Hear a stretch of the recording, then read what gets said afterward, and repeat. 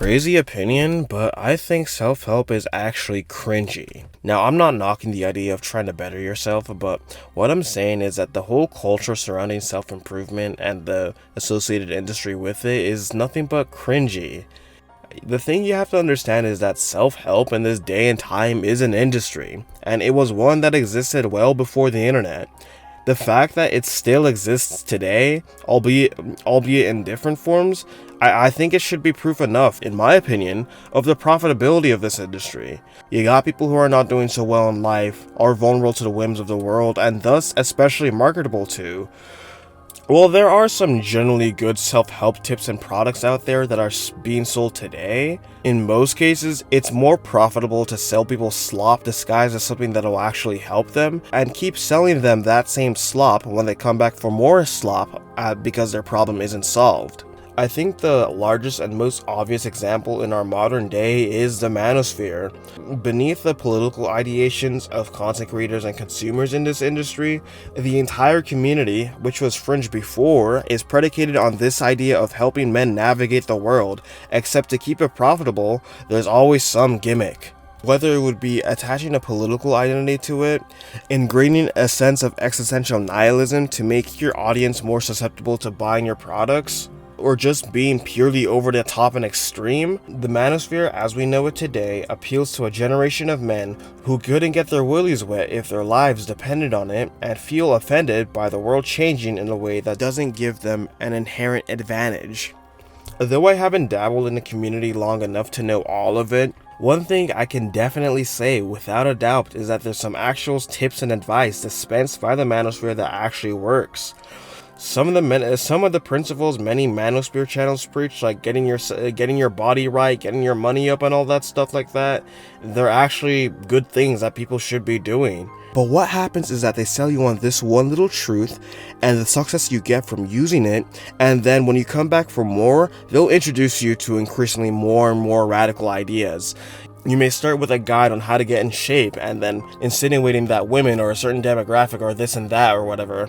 The path to which somebody becomes indoctrinated by the manosphere is called a pipeline for a reason. While people nowadays are more aware of the predatory and cyclical nature of this industry and the poison inherent in it, until a viable alternative to the manosphere emerges, it's going to be the number one thing that little boys struggling in life turn to. Another example of this whole idea of self-help being an exploitative industry I can think of is what I'll call, the womanosphere. The womanosphere. Channels like Manifestel and the Wizard Liz that preach self-improvement for women. Not necessarily through things like lifting heavy weights or trying to get your money up, but more so through more mental things like knowing your supposed value in the dating market and calling men who don't live up to their inflated standards, quote, dusties. I'm not really well versed on this side of the internet because I'm obviously not a woman, but I want to believe that it does the same thing. Women who aren't proud of their dating results are initially drawn to these channels looking to improve their results, and after they gain a bit of something, they're then drawn to them and watch them religiously. For all I know, it's not as apparent as it is with the manosphere, because it's not as dangerous, because it's just a bunch of harmless women with overinflated egos acting like hot shit, but there's a part of me that sees any dating frustration associated with consuming this type of content, producing someone who eventually goes down the all men must die thinking patterns and eventually becoming a female chauvinist.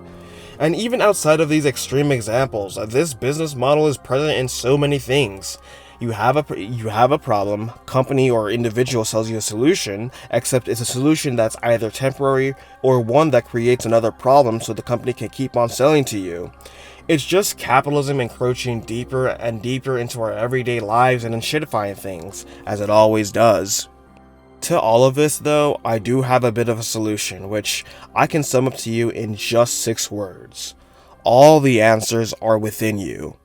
This is not some weird theology, spiritual awakening thing, but just my opinion on human intelligence. I truly believe that we are smart enough to know our more intangible problems and how to properly, permanently solve them. Hence, there being many answers to life's problems residing within you. Now, obviously, you can't know everything. A single person can't hold the amount of information the internet has, but if you're looking to solve your personal problems, in my opinion, The best place to start is within yourself. Ask yourself questions. As an example, if you feel lonely, rather than first turning to How to Win Friends and Influence or other books like that, ask yourself, why am I lonely? Do some introspection, rather than filling the void of loneliness by watching some Twitch streamer. Maybe you're lonely because you have some social anxiety, or it's because you don't go out much, or perhaps it's a circumstantial thing that you can't really do anything about. I feel like it's only after you've thought long and hard about your problem and have come to the conclusion that you need a specific type of outside set of information that's not easily Googleable or so, that's when I think it's appropriate to find a book or a Reddit post or a YouTube video that can help you solve that core problem. Basically, what I'm trying to say is that, though in this world and economy where everyone's trying to get your attention and hold it as long as possible, you have to be careful to not get sucked up by the content machines people create to keep you subscribing to them. Don't leave yourself at the mercy of someone else's money-making machine, because chances are they really don't care too much about you. That's all just me though. So yeah, I hope you enjoyed this one. It's been a minute, and have a good rest of your day, people.